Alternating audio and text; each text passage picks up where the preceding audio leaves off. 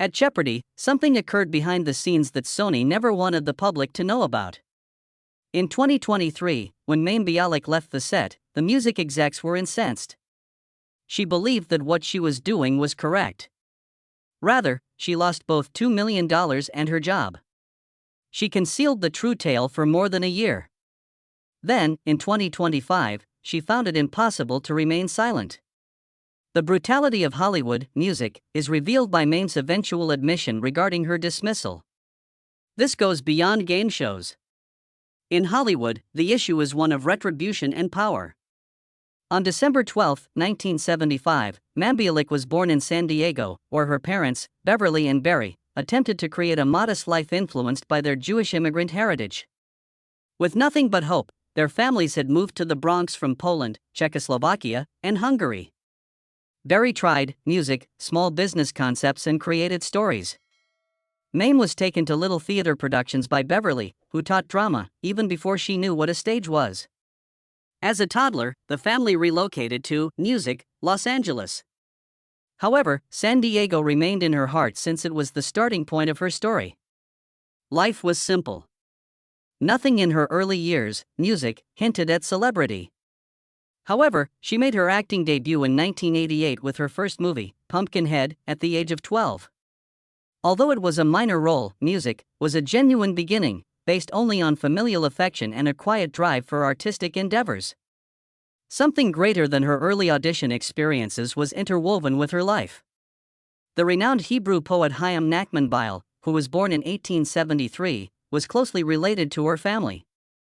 He became a Jewish identification symbol after publishing his debut poem in 1892.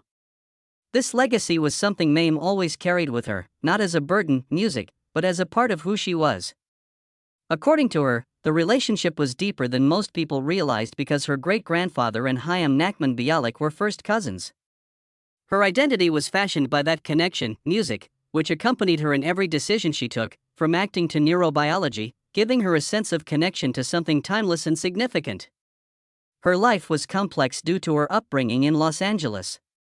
The customs of her household were Reformed Jewish. The family utilized Yiddish language in music, everyday life, maintained kosher, and lit candles on holidays. Children did not always comprehend her traditions in school, as she navigated a more secular environment. She became aware of how identity and music can bend without breaking, even though that mix occasionally left her perplexed. She participated in fellowship groups, attended Hebrew school twice a week, and assisted with synagogue events. After lengthy rehearsals or family get-togethers, she would study her homework at night. These compositions merged into a music lifestyle that taught her how to strike a balance between tradition and the rapidly changing reality. Home life, music, had its own set of difficulties. Out of the three brothers, Brian, David, and herself, she was the sole girl. Their relationship was solid yet untidy. Sometimes she felt invisible because she was the only sibling. Being the odd one out forced her to consider behavior, the psyche, and music, as well as the reasons behind people's actions. Her PhD at UCLA later focused on this, where she spent hours attempting to comprehend human behavior while researching Prader-Willi syndrome. Her early loneliness and her relationship with her brothers influenced how she raised her own children, constantly attempting to provide them with the emotional support she wished she had better understood as a child. Funds were limited. Barry had to deal with unsuccessful business ventures that caused stress for the family. Sometimes they didn't have enough money to send Mayim to tryouts. Friends and family believed in her and would cover her trip expenses. Her parents kept her under check. Her acting never excused her from her regular life or her assignments. At home, fame was meaningless. They encouraged her to pursue her degree and taught her to be thankful for every chance. Long before she ever appeared in front of a camera, such hardships taught her to be frugal and resilient. Playing the younger version of Bee at the age of 11 gave her her big break. The role played by Midler in 1988's Beaches. After its December 21, 1988, premiere, the film went on to become a beloved tearjerker. Mayim auditioned every week for 4 months. She mimicked Midler by donning brown lenses and a red wig. As a mentor to the young actress, Beta Midler even rehearsed portions of her singing and dancing routine. filming was really demanding. Music, long days, hot makeup, heavy wigs, and short naps in her trailer. One of the moments that fans vividly recall is the scene beneath the boardwalk, which was shot on a set in Los Angeles. Wind Beneath My Wings, the movie's theme song, earned 2 Grammy Awards in 1990 and peaked at number 1 on the Billboard Hot 100. Mayim acknowledges that beaches altered her life, even though she occasionally cringes at her performance today. Other actions have been taken before beaches. She received a SAG card for her performance as Ellie in Beauty and the Beast in 1987. In that era, she was among the youngest performers to achieve that feat, drawing on the tales she had heard at home. She invented lines about adversity and poverty. She displayed a gravity uncommon for a kid performer to moments that dealt with grief and homelessness. She became aware of the sensation of television storytelling as a result of that encounter. She played tough orphan Jennifer Cole, who voiced her opinions, in 2 episodes of The Facts of Life in 1988. Season 9 of 1988 featured these episodes in late April and early May. She was first cast as the snarky orphan child, but the role typing also taught her how sitcoms operated behind the camera. She soon became well known for her snappy delivery as her skill started to show. She also portrayed Frida in 8 Webster episodes from Music, 1988 to 1989. That group wasn't always nice. Some of the children teased and harassed Ma'am. The strain of Music got so great that she began therapy for the first time at the age of 13. The emotional burden that young performers frequently bear behind their grins was first shown to her during those sessions. It would stick with her for Music years and eventually motivate her to talk about mental health in public. Around the same time, Pumpkinhead was released. Filmed in 1988, it was released on January 13, 1989, in the United States. She had a brief role as Christine Wallace, which ended in the first scene of the film. For a 12-year-old in particular, the realistic and terrifying horror effects were impressive. She was shook by the sight of blood packs, monster suits, and the gloomy atmosphere on set.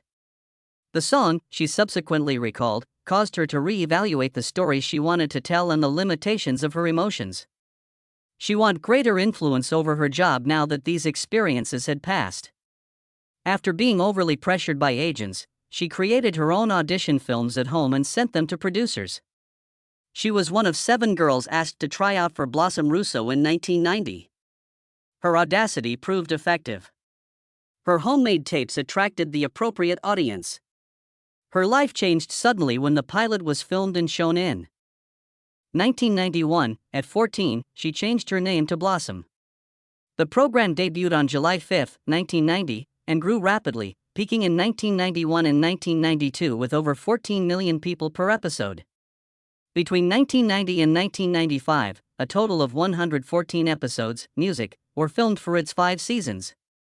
From 7 a.m. until 9 p.m., she worked on the set, Music, while her friends were in school. Fame grew quickly.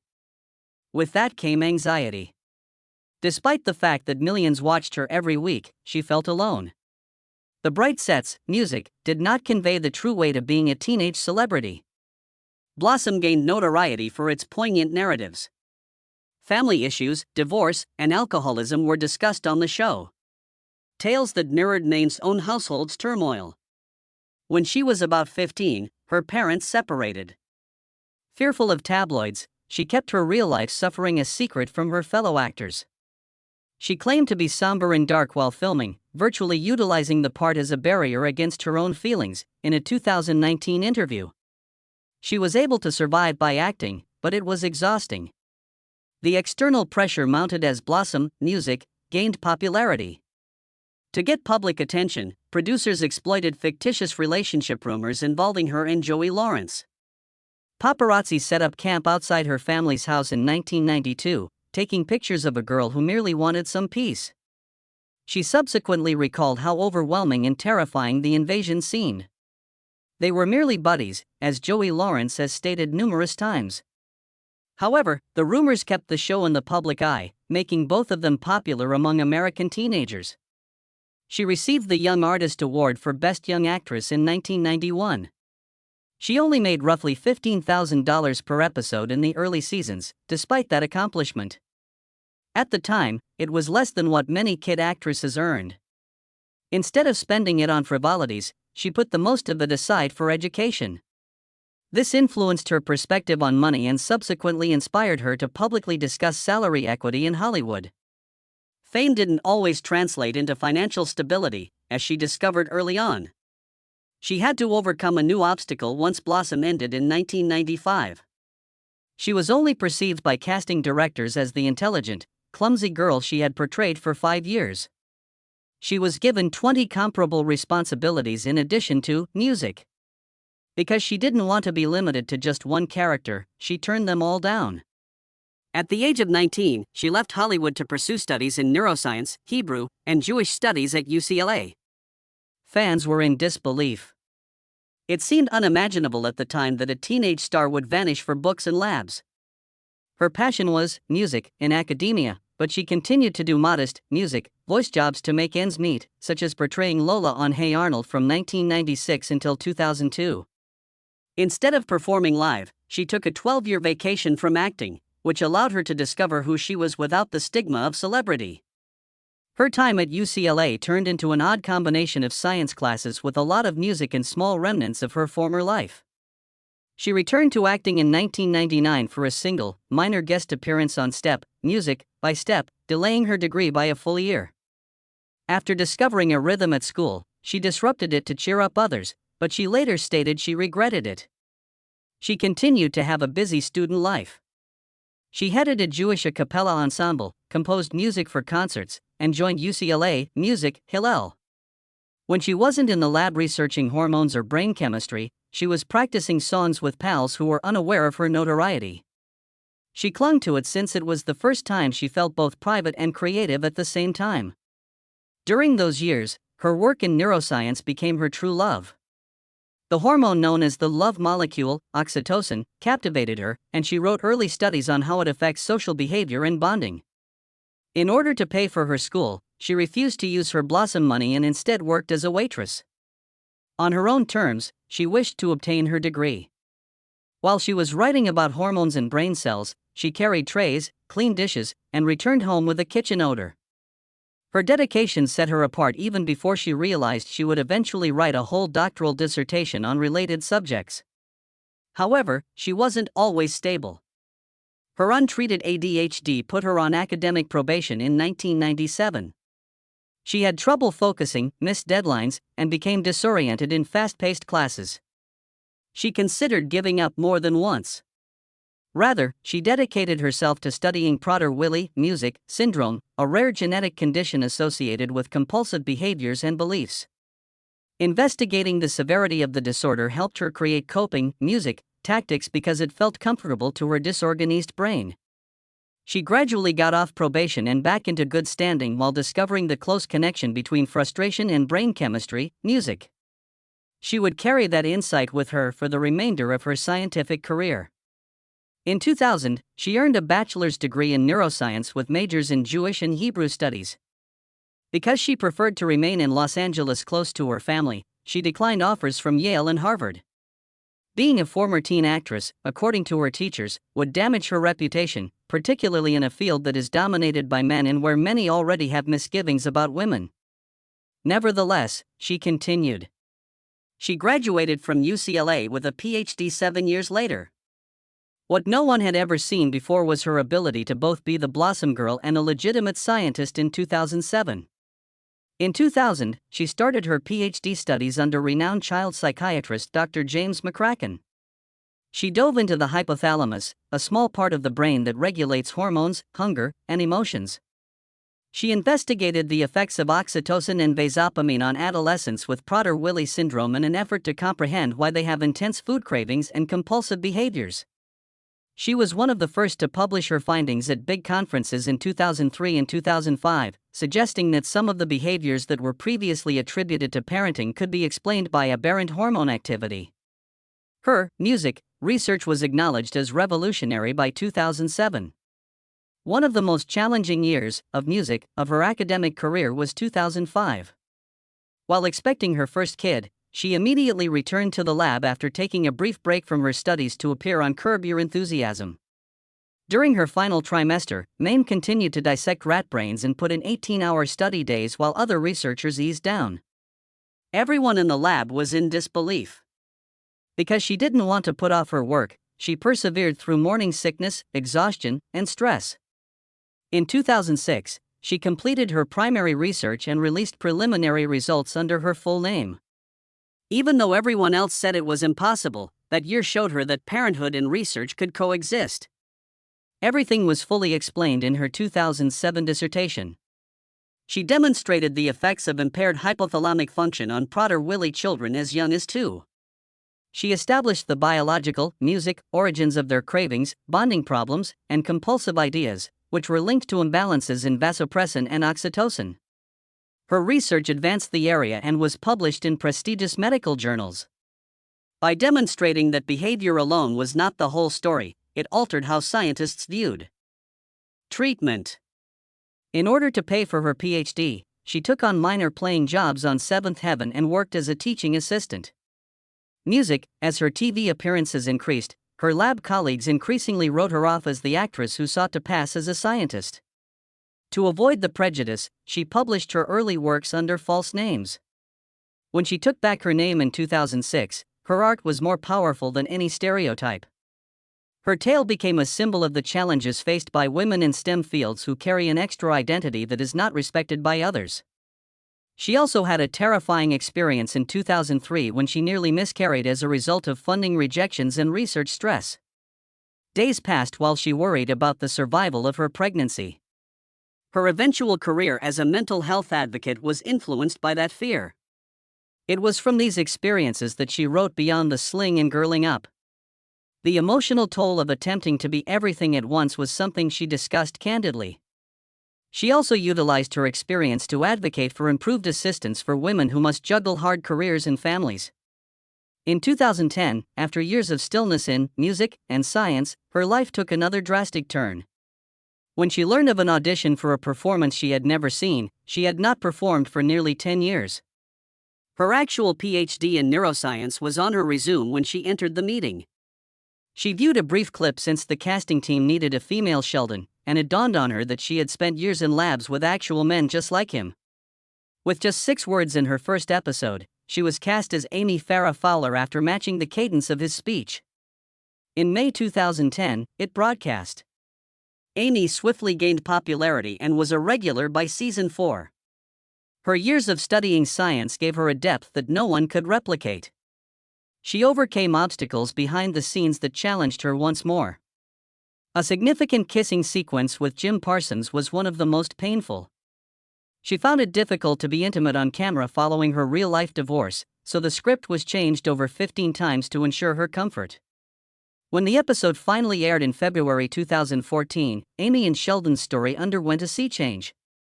It demonstrated how much the show valued the performers who played the parts. After negotiating wage increases with Melissa Rowe in 2017, she was making $450,000 each episode by season 10. In an effort to bring both ladies closer to salary parity, the original cast even took a $100,000 pay cut. Additionally, music, defended scientific truth and fixed errors in more than 20 episodes. Some episodes also featured concepts, music, from her doctoral studies. From 2012 to 2015, she received 4 nominations for Emmys. When she almost quit the show in 2018 over a financial dispute, the studio was forced to reconsider how they viewed their cast. She persisted until the 2019 conclusion, but others in Hollywood were motivated to speak out about justice by her stance. She was in an automobile accident in 2013 that nearly cost her a finger.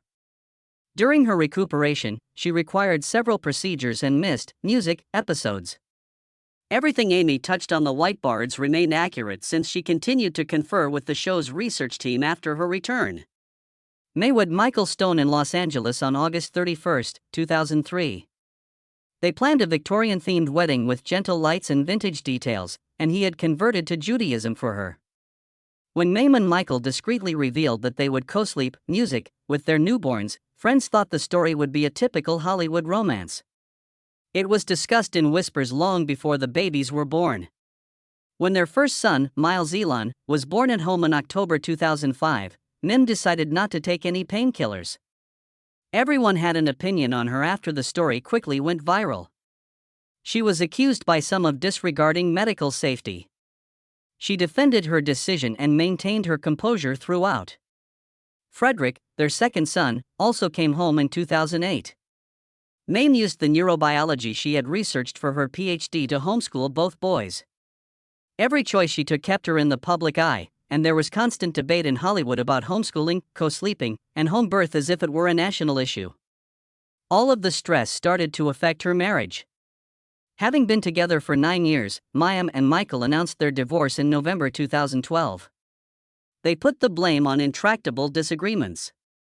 However, many claimed that a significant factor was their diametrically opposed parenting philosophies. Even though they swiftly reached a custody agreement, Mayim's strictness with her son's food just attracted more attention. She brought them up entirely without processed foods, dairy, or animal products. It was known by some as slings and nuts. Others said that instead of birthday cake, her children ate various snacks at home and brought nut milk to celebrations. Nutritionists expressed concern over deficits in public. Every supermarket bag was made into a headline by tabloids. Her personal life became into a soap opera that viewers could not put down. She published Mayim's Vegan Table, a cookbook with over 100 plant-based recipes, and spoke candidly about veganism in 2014. She urged people to view vegan cuisine as straightforward, moral, and healthful. Despite the rapid dissemination of her message, her stint on The Big Bang Theory complicated matters.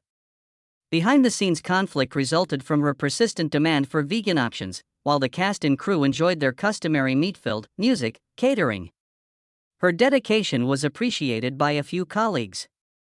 Some thought she was pushing too hard. Online arguments went wild. Fans disagreed on whether she was lecturing or motivating. The discussions surrounding her continued, but the cookbook continued to be a financial success. When she, music, revealed her battles with OCD and ADHD in 2016, she shocked people once more. She claimed that the diagnosis followed her divorce and that, in order to co-parent and control her symptoms, she relied on treatment, structure, and small routines. She launched the blog Grok Nation, Music, which is called after a word that indicates profound comprehension, a year prior in 2015. Unusually honest for a celebrity, she wrote on motherhood, faith, mental health, and personal development. Many people claimed that her advice inspired them to seek therapy at last. She insisted on convincing people that having mental clarity was a strength rather than a flaw. There were more surprises in her Jeopardy adventure. When Mike Richards departed the program in August 2021, she took over as host. She offered her own kind, talkative flair to the 92 episodes she hosted. Her kindness was praised by some viewers, but others felt that the tone was not in line with the show's somber cadence from Alex Speck's day. Some primetime specials saw ratings declines of around 20%. There were rumors that she didn't resonate with viewers as much as Ken Jennings did. Despite being nominated for an Emmy, the questioning continued. Sony appointed her and Ken as official co-hosts in May 2022. Before the Writer Guild strike started in 2023, everything seemed stable. Instead of crossing the picket line, Mayim left the set to show solidarity for the strike. Sony management were upset, claiming she had responsibilities. On her episodes, Ken took over. Later, Sony gave her other hosting options, but she turned them down. All she wanted was the syndicated version. Because of that choice, she was unable to participate. She revealed on Instagram that Sony has fired her as host in December 2023. An hour later, Sony made its own announcement. Fans were in disbelief. Speculation about the tension behind the scenes, particularly over her support for the union, immediately proliferated. Following her departure, she clarified that stations informed Sony that they valued Ken's reliability. Although she offered suggestions for additional spin-offs, Sony decided not to hire her again. Her name was no longer visible on the Jeopardy website by August 2024. She acknowledged that she had to change her focus to podcasting after losing over $2 million as a result of the walkout. Sony's desire for distance was evident from the removal from the website. Her experience demonstrated how it can cost you more than you anticipate to stand up for your values. She ultimately acknowledged that her firing was directly related to her strike walkout in a podcast in 2025. Plans for a crossover with her sitcom Call Me Kat had been shelved, and production had been interrupted. She claimed that the encounter humbled her and compelled her to change her career. She continued to advocate for labor rights despite the consequences, and she was candid about how difficult the experience had been. Her candor transformed her predicament into a lesson for other Hollywood professionals.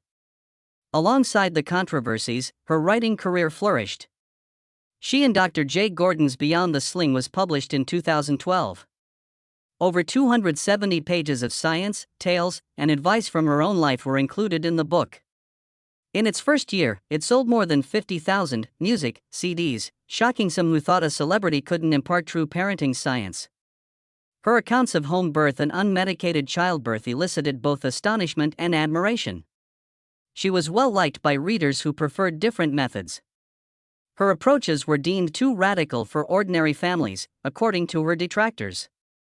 Girling Up, a manual for teenage girls based on neuroscience and her personal recollections from her Blossom music years, was written by her in 2017. She discussed body changes, social pressure, anxiety, and self-image. Boying Up, a 2018 song that focused on the development of boys, was her follow-up. Schools started utilizing both books. Copies sold in the tens of thousands. Her candor, according to her parents, made science feel intimate. She revived her podcast, My Ex Breakdown, in 2020. She blended personal, music, narratives with science and mental wellness. The show will have surpassed 10 million downloads by 2023. She invited people like Kristen Bell to talk about their own struggles. People claimed that her openness made difficult subjects, music, easier to comprehend. She took a break from the podcast to collect herself after her 2024 Jeopardy exit, saying fans she needed time to heal. With 2022, she encouraged young females to pursue STEM disciplines with a TED lecture. She talked about the silent pressures that keep girls back and mental prejudices. She collaborated with PETA on vegan Passover music videos in 2025. A vegan diet saves around 200 animals annually, she added, and choosing compassion was in line with the idea of liberty. Her idea was dubbed bold by some. Others accused her of twisting customs. In any case, conversations continued.